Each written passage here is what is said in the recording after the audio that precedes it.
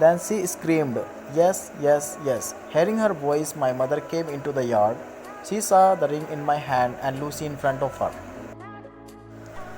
I was just putting the ring into Lucy's finger, and my mother shouted, "What is all this? What are you doing, Peter?" I laughed and replied, "I am going to marry Lucy, my first love. And this is what you wanted me to do. Believe me, mother, I am the happiest man today."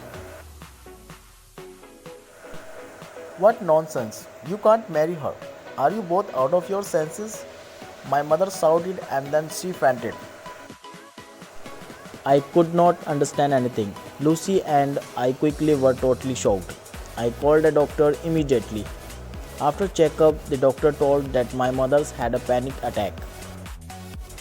He suggested me that I should not give her any kind of stress. When my mother regained her consciousness, I went to her room. Lucy was very afraid, so she didn't come with me. "Mom, are you feeling good now?" I asked. "Yes, my son," she replied. Then I asked her why she reacted that way. She was the one who wanted me and Lucy to get closer, and now her reaction was very strange. "Look, Peter, I know that I asked you to be with Lucy, but I never wanted you to marry her, and I will never give you permission for that. Forget all your feelings for Lucy," said my mother. "No, not at all. I love Lucy with all my heart. She is my first love, and she too loves me. And you also liked her so much. Then why are you against it?" "Please, Mom, understand me," I said. She didn't reply. She closed her eyes to sleep. Next day, when I returned from the market, I saw some guests in the house. A young pretty woman and aged ladies were sitting with my mother. I greeted them and sat beside my mother. Then my mother said to me, "Look, this is my friend's daughter, Alex. Isn't she beautiful? I have selected her as my daughter-in-law." "What?" I shouted. "No, this can't happen." Then I turned towards those ladies and asked them to leave the house immediately. My mother was very angry at me for disrespecting the guests. "How can you even think of marrying me with someone else? You know, I love Lucy," I said. "But I have already told you that you can't love Lucy," replied my mother. "But why? Please give me a reason." "Can't you see the pain in my eyes?" I said. "I can't give you a reason now. It's not possible," my mother replied. "You have to give me a reason or I will take Lucy and get married without you," I said angrily. My mother started to cry.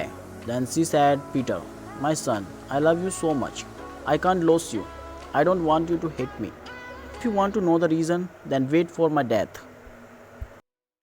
I was so angry at that time that I said something very terrible. "Then die, Mom." I still regret saying that to my mother. After that day, I stopped talking to my mother. She was getting weaker day by day. She was always sick. Month passed by and my mom married Lucy to someone else. I tried to stop the wedding, but after seeing the condition of my mother, Lucy just wanted to leave the house, so she got married. My mother used to cry every day. The doctor said that she had a few days left. One day I was returning to home. I saw few people outside my house. I was afraid.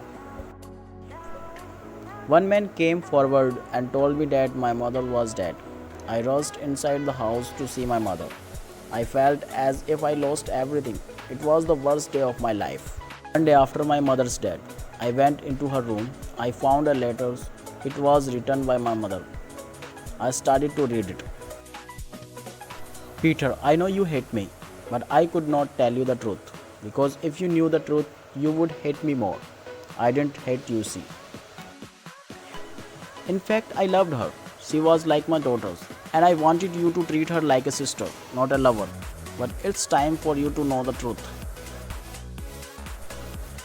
But I request you not to hate me after reading this letter. I was against your marriage with Lucy because she is your real sister. You have a blood relation with her. I had adopted you from a very poor family. I am not your real mothers, but believe me, I have loved you like my own baby. When Lucy's parents died, I decided to take Lucy with us, but it was a wrong decision. Whatever happened is my fault. I am sorry, my son. Please forgive your mother. Don't hate me, because I will continue to love you even if I die.